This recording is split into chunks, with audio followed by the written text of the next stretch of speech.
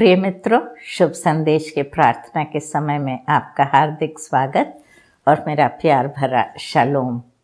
परमेश्वर के नाम की महिमा, स्तुति और बड़ाई हो। हम दिसंबर के महीने में आप पहुँचे हैं और ये क्रिसमस का महीना है। खुशियों से भर जाते हैं हमारे घरों का जो वातावरण होता है और हम तैयारी करना शुरू कर देते हैं और हमारे चर्चेस में, सभाओं में भी प्रोग्राम्स की हमने तैयारी करना शुरू कर दी है। प्रोग्राम्स भी शुरू हो जाएंगे। हमारे कैरल सिंगिंग होगा, बच्चों का प्रोग्राम होगा, जवानों का प्रोग्राम होगा, बूढ़ों का भी प्रोग्राम होगा। इस प्रकार से ये मौसम जो है खुशी का महीना है और हम परमेश्वर के नाम का धन्यवाद देते हैं कि उन्होंने 11 महीने हमें संभाले रखा और 12वें महीने में हमने कदम रखा है। हम परमेश्वर का धन्यवाद करते हैं। और मित्रों, फिर से एक बार हम अपने प्रार्थना की योद्धाओं के बारे में आपको याद दिलाना चाहते हैं। आपकी कोई भी समस्या का यदि आप सामना कर रहे हैं तो आप हमारे प्रार्थना की योद्धाओं को फ़ोन कीजिए। वो आपसे बातें करेंगे, आपको सलाह देंगे, आपके लिए प्रार्थना करेंगे।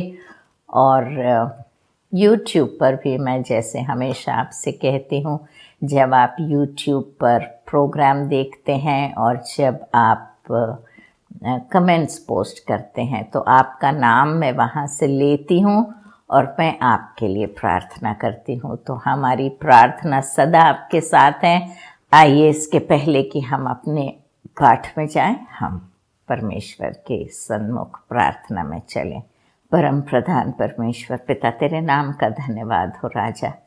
स्तुति और महिमा करते हैं इन 11 महीनों के लिए जो तू हमारे साथ था। हर प्रकार से हमारी मदद और रखवाली की, हर इंतज़ाम किया।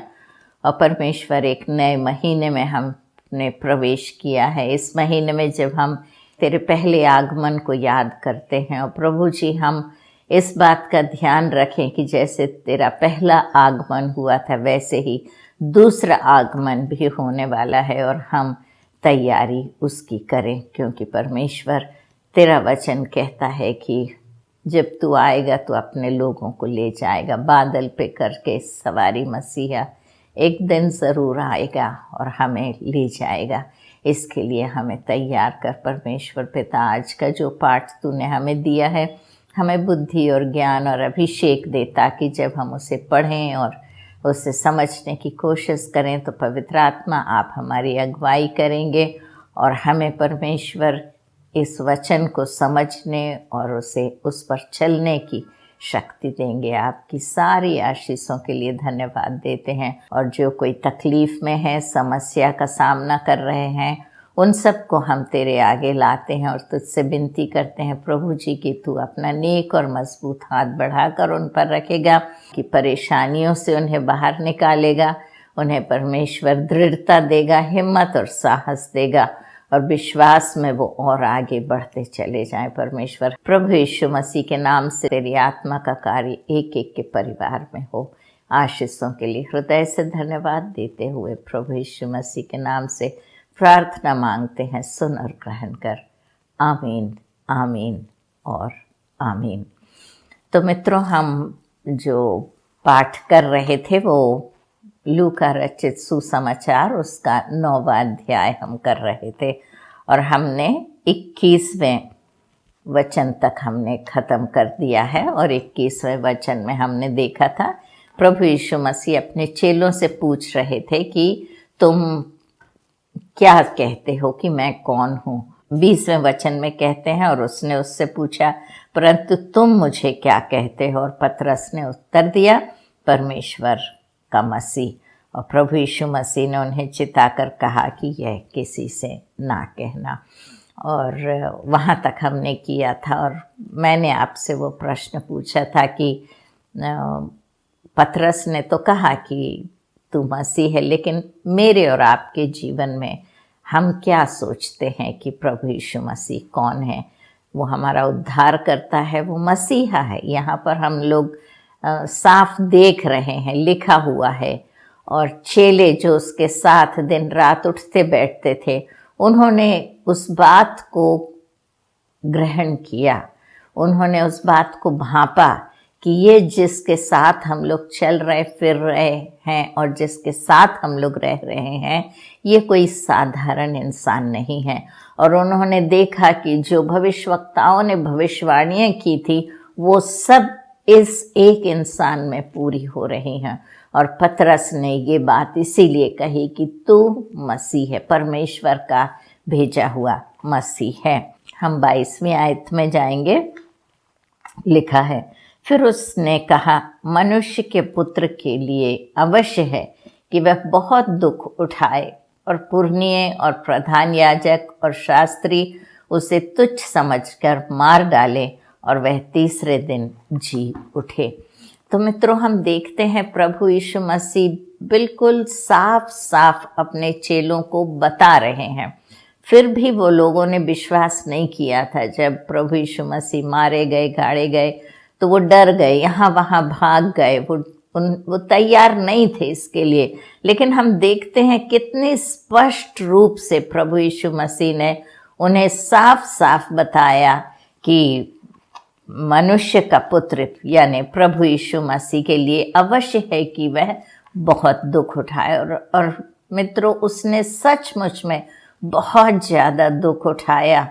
और लिखा है कि पुरनिये और प्रधान याजक, ये जो मारा जाएगा या जो दुख उठाएगा, ये साधारण व्यक्ति लोग नहीं करेंगे, लेकिन जो याजक हैं, जो पुरनिये हैं, जो मजहब के ठेकेदार हैं, लिखा है कि वो उसे सताएंगे।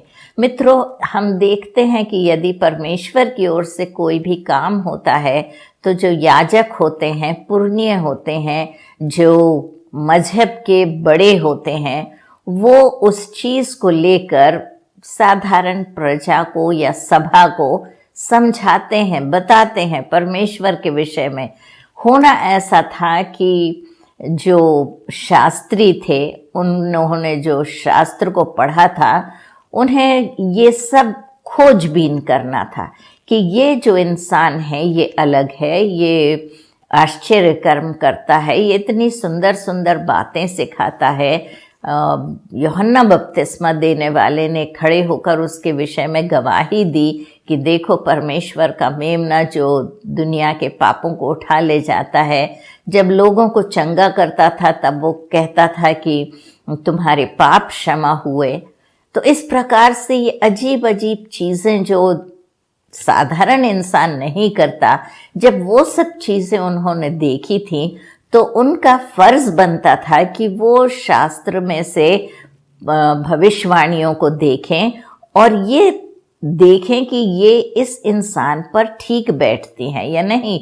जो ये परमेश्वर का पुत्र होने का दावा कर रहा है, क्या ये सच है? क्या ये सचमुच में भविष्यवाणियों की पूर्ति हो रही है? और आश्चर्य कर्म देख रहे थे। अंधे उनके सामने देखने लगे थे, बहरे सुनने लगे थे, गूंगे बोलने लगे थे, कोढ़ी शुद्ध हो रहे थे, मुर्दे को जिला रहा था। तो इस प्रकार से इतने सारे जब आश्चर्य कर्म हो रहे थे तो उनका फर्ज बनता था कि वो ढूंढें, छानबीन करें, और जब वो पता कर लें कि हाँ सचमुच में ये मसीह है, तो वो लोगों से कहें कि देखो, हम मसीहा की रास्ता देख रहे थे और परमेश्वर ने वायदा किया था कि वो मसीह को भेजेगा जो हमें छुड़ौती देगा और हमारे पापों से हमें मुक्ति देगा। वो यही प्रभु यीशु मसीह है। ये उनका फर्ज था। लेकिन मित्रों, हम यहाँ देखते हैं कि बिल्कुल उसके विपरीत हो रहा है। प्रभु यीशु मसीह कह रहे हैं कि जो पुरनिये हैं, जो प्रधान याजक हैं और जो शास्त्री हैं, वे ही उसे तुच्छ समझेंगे, और ना सिर्फ तुच्छ समझेंगे, वे उसे मार डालेंगे और तीसरे दिन वो फिर से जी उठेगा। मित्रों, स्वार्थ, जो प्रधान थे, जो पुरनिये थे, जो शास्त्री थे, वो नहीं मांगते थे कि उनसे ऊंचा स्तर किसी को मिले। उन्होंने, जैसे मैंने कहा था, ठेकेदार, उन्होंने मजहब का ठेका ले रखा था कि हमको सब कुछ मालूम है और जो हम कहें वही हो।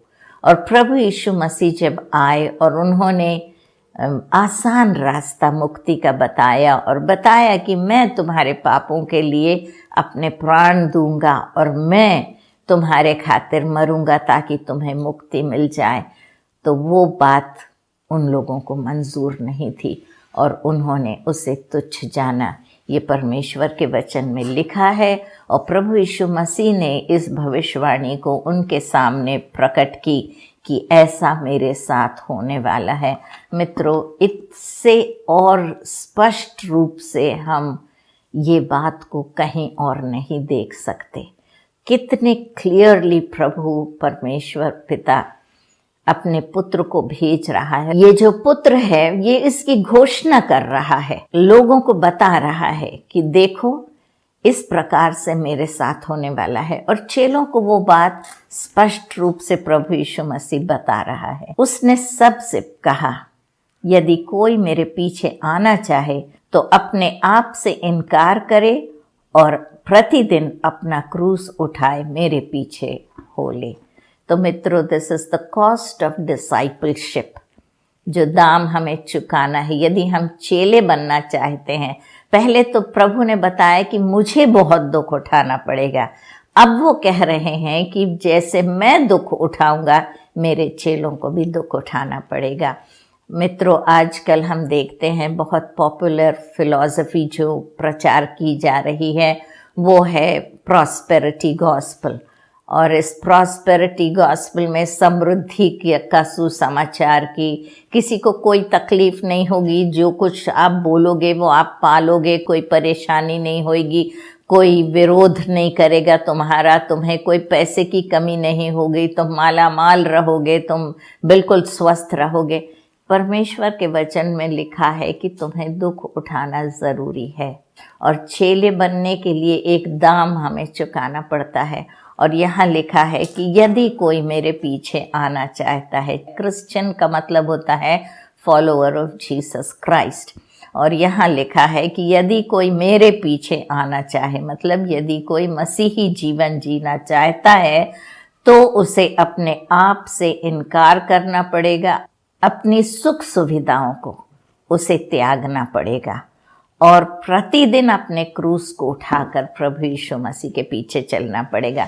इसका मतलब मैं ये नहीं बोल रही कि हम धनवान नहीं हो सकते, हम सुख सुविधा में नहीं रह सकते और ये पाप है, नहीं, ऐसी बात नहीं है। परमेश्वर देता है, बहुतायत से देता है। वो इसीलिए आया कि हमें ऐसी जिंदगी दे जो बहुतायत की जिंदगी है। लेकिन उसके साथ साथ जब हम प्रभु के पीछे चलते हैं तो हमें सच्चाई से उसके पीछे चलना है, पवित्रता से उसके पीछे चलना है। और जब हम उस प्रकार का जीवन जीते हैं तो काफ़ी विरोध का सामना हमें करना पड़ेगा। और परमेश्वर का वचन कहता है कि हमें अगर इन चीज़ों का सामना करना पड़े तो ना हम डरें, ना घबराएं, ना पीछे हटें, परंतु उस दुख को सहते हुए आगे बढ़ते चले जाएं। वो कहता है अपना क्रूस उठाकर मेरे पीछे हो ले। तो हमें अपना क्रूस उठाना है। दुख तकलीफ अगर आती है तो हमें विश्वास में कच्चे नहीं होना है, हमें विश्वास में निराश नहीं होना है, हमें अपने विश्वास को त्याग नहीं देना है। मैं जब विजिटिंग के लिए, हॉस्पिटल विजिटिंग के लिए जाती थी और वहाँ पेशेंट्स के पास जाकर उनके साथ प्रार्थना करते थे, परमेश्वर का वचन उनके साथ मैं बांटती थी और बहुत से वॉलंटियर्स मेरे साथ जाते थे, मेरे टीम मेंबर्स भी मेरे साथ जाते थे। तब मेरी एक सहेली थी, उसने कहा मधु मैं भी तेरे साथ चलूँगी। तो हम गए, वो मेरे साथ गई। लेकिन जब वो लौट के आई तो उसके पति ने उसे इतना डांटा कि उसने मुझसे फ़ोन करके कहा अब मैं तेरे साथ कभी नहीं आऊँगी, मुझे नहीं मालूम था कि परमेश्वर का काम करो तो इतनी मुसीबत का सामना करना पड़ता है। फिर मैंने कहा कि तुम क्या सोचते हो कि मुझे कोई विरोध का सामना नहीं करना पड़ता या तकलीफ़ों का सामना नहीं करना पड़ता? तुम एक दिन के लिए गए और तुम्हें उतना विरोध सहना पड़ा, तो मेरा क्या हाल होगा? तो मित्रों, परमेश्वर के साथ जीवन जीना और उसके अनुसार अपने जीवन को व्यतीत करना आसान नहीं होता। सचमुच में हमें अपना क्रूस उठाना पड़ता। तकलीफ़ें ज़रूर आएंगी, बहुत तकलीफ़ों का सामना किया है मैंने, बहुत आंसू बहाए हैं मैंने, लेकिन परमेश्वर ने हर बार मुझे जयवंत किया है। उसने मुझे विजय दी है और परमेश्वर ने मुझे बढ़ोतरी दी है। जब जब परेशानी का सामना मैंने किया, तब तब मैंने देखा कि परमेश्वर ने मुझे आगे बढ़ने का मौका दिया है। तो अपना क्रूस उठा लें और उसके पीछे हो लें, क्योंकि जो कोई अपने प्राण बचाना चाहेगा वह उसे खोएगा, परंतु जो कोई मेरे लिए अपना प्राण खोएगा वही उसे बचाएगा। इस वचन को जब मैं पढ़ती हूँ तो मुझे साधु सुंदर सिंह जी के विषय में एक कहानी याद आती है जो उनकी किताब में मैंने पढ़ी थी। जब वो पर्वत पर चढ़ रहे थे और उनका गाइड था उनके साथ जो उन्हें रास्ता बताता था, और जब वो दोनों चढ़ रहे थे, बर्फ़ गिर रही थी, काफ़ी ठंड पड़ रही थी, उन्हें जल्दी से जल्दी सराय या होटल में पहुंचना था क्योंकि ठंड काफ़ी हो गई थी। और उन्होंने देखा कि रास्ते में एक इंसान पड़ा हुआ है और साधु सुंदर सिंह जी ने कहा कि देखो ये इंसान पड़ा है, हम इसकी मदद करेंगे। और उस गाइड ने कहा नहीं नहीं, हम तो ऊपर चढ़ रहे हैं, बोझ उठाकर हमारे लिए चलना मुश्किल होगा और ठंड बहुत ज़्यादा है, हम ये नहीं कर सकते। अगर तुम इस इंसान को देखोगे तो तुम अपनी जान खो दोगे, इसलिए चलो उसे छोड़ो और हम आगे बढ़ेंगे। और साधु सुंदर सिंह जी झुके और उन्होंने उस इंसान को उठाकर अपने कंधे पर डाला और वो मुश्किल से चढ़ते हुए आगे बढ़ने लगे। और जो उनका गाइड था उसे बहुत गुस्सा आया और वो आगे आगे निकल गया और साधु सुंदर सिंह जी धीरे धीरे धीरे होटल की तरफ आगे बढ़े। और जब मुश्किल से साधु सुंदर सिंह जी होटल पहुँचे और वहाँ जैसे ही पहुँचे तो होटल वालों ने दोनों की हालत देखी और उनको अटेंड किया उन्होंने। और थोड़ी देर में उस इंसान को भी होश आ गया और साधु सुंदर सिंह जी भी। लेकिन रास्ते में साधु सुंदर सिंह जी इस बेहोश इंसान को लेकर जब ऊपर चढ़ रहे थे तो आधी रास्ते में उन्हें वो गाइड और उन्होंने झुक कर देखा और साधु सुंदर सिंह जी आगे बढ़े और होटल पहुँचे। और जैसे ही वो होटल पहुँचे तो होटल वालों ने वो बेहोश इंसान को और साधु सुंदर जी को एकदम लिया और जल्दी जल्दी उनको गरम पानी वगैरह उनके ऊपर डाल के और उन्हें जो कुछ देना था, गरम चाय वगैरह जो कुछ उन्होंने करना था वो किया और थोड़ी देर में उस इंसान को होश आ गया। फिर जब वो लोगों ने बातचीत की तो साधु सुंदर सिंह जी जो इस इंसान को लेके आ रहे थे, दोनों के शरीर क्योंकि एक दूसरे से लगे हुए थे, उस गर्मी के कारण वो दोनों बच गए। और यहाँ पर हम वही देखते हैं, ना सिर्फ इस कारण, लेकिन यदि हम अपने प्राणों को, यदि कोई कहे कि हम तुम प्रभु के पीछे चलोगे तो हम तुम्हारे प्राण ले लेंगे, तुम्हें मार डालेंगे, तुम्हें मारेंगे, तो हम पीछे ना हटें, लेकिन हर बात के लिए हम तैयार रहें, क्योंकि हमारा परमेश्वर हमारी रखवाली करने के लिए सामर्थ्य है। और यदि वो ना करे, जैसे शद्रक मेशक अबेदनगो ने कहा कि जिस परमेश्वर की हम सेवकाई करते हैं वो हमें बचा सकता है, लेकिन वो हमें यदि ना भी बचाए तो भी हम तेरे मूर्ति के आगे नहीं झुकेंगे। तो मित्रों, परमेश्वर हमें बचा सकता है। हम अपने प्राण की फिक्र ना करें, परंतु परमेश्वर के पीछे हो लें, क्योंकि उसका वायदा है कि जो मेरे लिए अपने प्राण खोएगा, मतलब संभावना है कि हमें खोना पड़े, वही उसे बचाएगा।